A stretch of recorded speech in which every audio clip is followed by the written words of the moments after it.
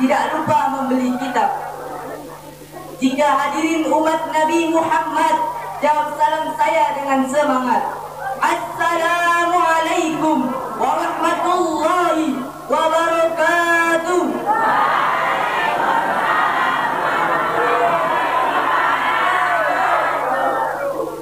Alhamdulillah, alhamdulillahi rabbil alamin, wahdahu wassalatu wassalamu ala asrafil anbiya'i wal mursalin, sayyidina wa maulana Muhammadin wa ala alihi wa sahbihi rasulillahi ajma'in. Amma ba'du. Yang pertama dan yang paling utama, marilah kita panjatkan puja dan puji syukur kita kepada Allah Subhanahu wa taala, yang mana Allah Subhanahu wa taala telah memberikan kita beribu-ribu nikmat, di antaranya ialah nikmat kesehatan, nikmat kesempatan, dan yang berlebih-lebih lagi ialah nikmat iman dan Islam. Sehingga kita dapat berkumpul di musala yang kita cintai ini dalam rangka memperingati Isra Mi'rajnya Nabi besar Muhammad sallallahu alaihi wasallam. Yang kedua, salawat beriringkan salam mari kita hadiahkan kepada putranya Abdullah, buah hatinya Siti Aminah, yang mana Rasulullah telah memperjuangkan Islam dari zamannya jahiliyah, dari zamannya kegelapan hingga zamannya Islamiyah. Rasulullah SAW pernah berkata, orang yang paling pelit di muka bumi ini bukanlah orang yang tidak mau bersedekah, tapi orang yang paling pelit di muka bumi ini ketika namaku disebut, ia tidak mau bersalawat kepadaku. Maka dari itu, marilah kita sama-sama bersalawat kepada baginda Rasulullah SAW. Walaupun ringan dalam ucapan, insya Allah berat dalam timbangan, yang berlafazkan Sallallahu ala Muhammad, Sallallahu alaihi wasallam, Sallallahu ala Muhammad, Sallallahu alaihi wasallam.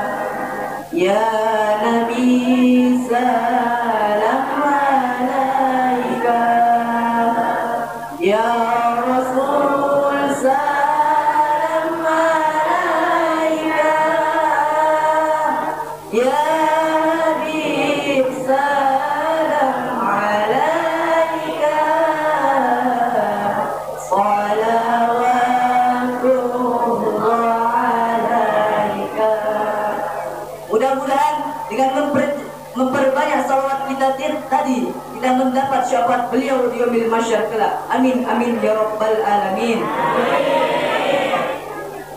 Yang saya hormati pimpinan Pondok Pesantren At-Tauhidiyah Buyana Syekh Al-Hafiz Lubis SAG.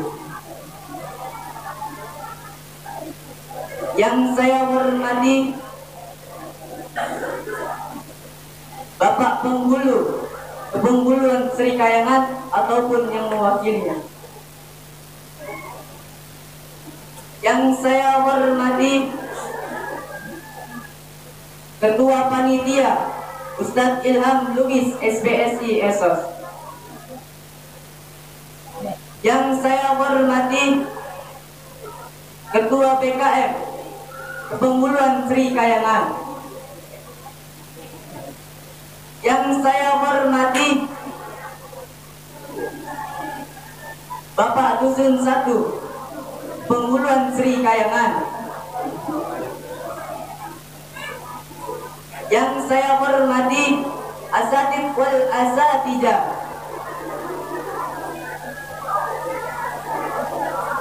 Dan yang saya hormati Ibu Bapak Wali Santri yang berkenan hadir di kesempatan hari ini.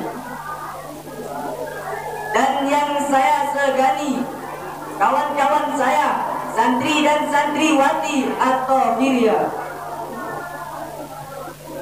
Kemudian berdirinya saya di sini hanya ingin menyampaikan sepatah dua kata tausiah singkat saya yang saya beri judul memperingati Isra Mi'rajnya Nabi besar Muhammad sallallahu alaihi wasallam.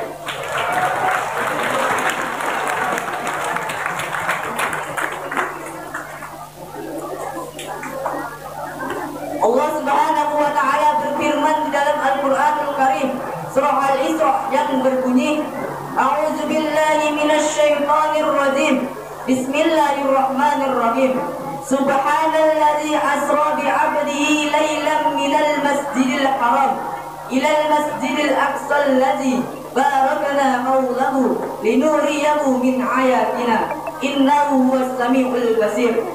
Yang artinya, Maha suci Allah yang telah memperjalankan hambanya Muhammad pada malam hari dari Masjidil Haram ke Masjidil Aqsa, yang telah kami berkahi sekelilingnya agar kami perlihatkan sebagian tanda-tanda kebesaran kami. Sesungguhnya Dia Maha mendengar, Maha melihat.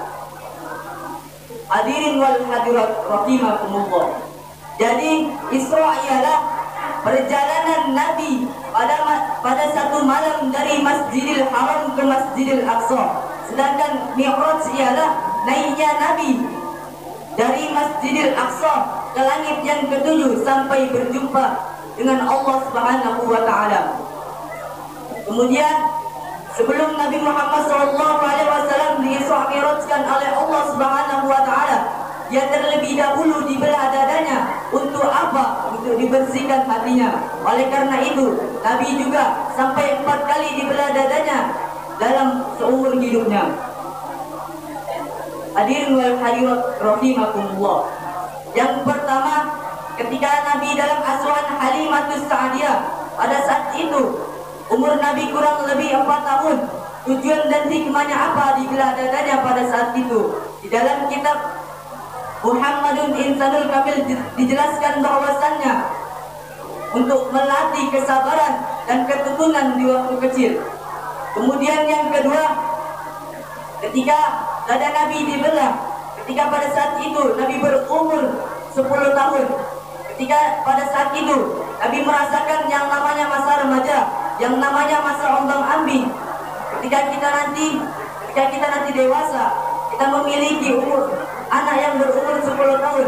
Jangan kita biarkan anak itu berkeliaran. Mari kita jaga dia, mari kita didik dia supaya tidak terjerumus pergaulan yang bebas.